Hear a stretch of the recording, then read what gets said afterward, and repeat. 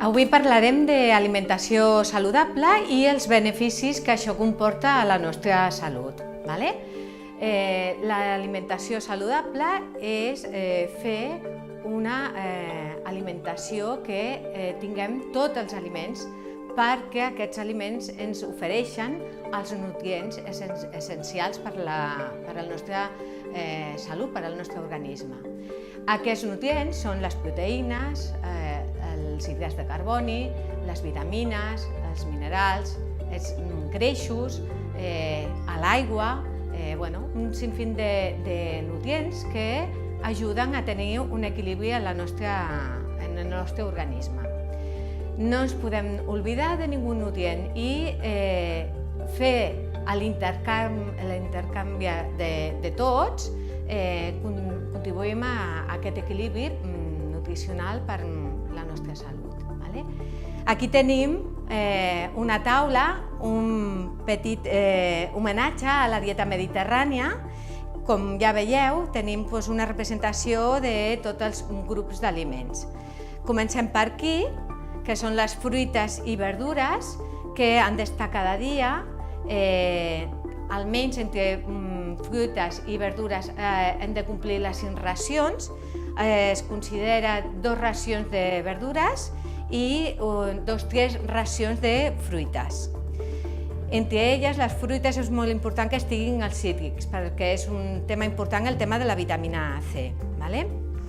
També molt important són el grup dels hidrats de carboni, les fècules, que entre ells està el pa, l'arròs, la pasta, la patata, les llegums, molt important les llegums en la nostra alimentació. Fem plats supernutritius amb les llegums, però han d'estar, és la base de la nostra alimentació. Penseu que el nostre organisme, el nostre cervell, el nostre fetge necessiten d'aquest grup d'aliments. També tenim els làctics, han d'estar també cada dia, hem de valorar cada persona i si són persones adultes, preferiblement aquests productes que siguin desnatats o desgrassats.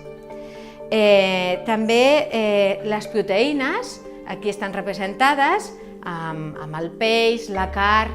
Sobretot hem de menjar més quantitat de peix a la setmana que no de carn. Ha d'estar la carn, per suposat. La carn blanca més que la carn vermella, però també és important que estigui la carn vermella. El formatge també entraria dintre de la proteïna, però també estarien dintre del grup de làctics. I una altra cosa molt important també és l'aigua. L'aigua ha d'estar diàriament, de litre i mig a 2 litres d'aigua cada dia. Ens ajuda al nostre organisme a aquesta hidratació. Penseu que més del 60% del nostre organisme és aigua, és un motiu raonable perquè estigui l'aigua. I una altra cosa important és l'activitat física. L'activitat física, nosaltres per mantenir aquest equilibri hem de rebre aliments, però també hem de gastar. Per tant, hem de mantenir un equilibri entre el que mengem i el que cremem. Per tant, tot això contribuiria al que és l'alimentació saludable i tindríem que intentar fer-lo per estar molt guapos.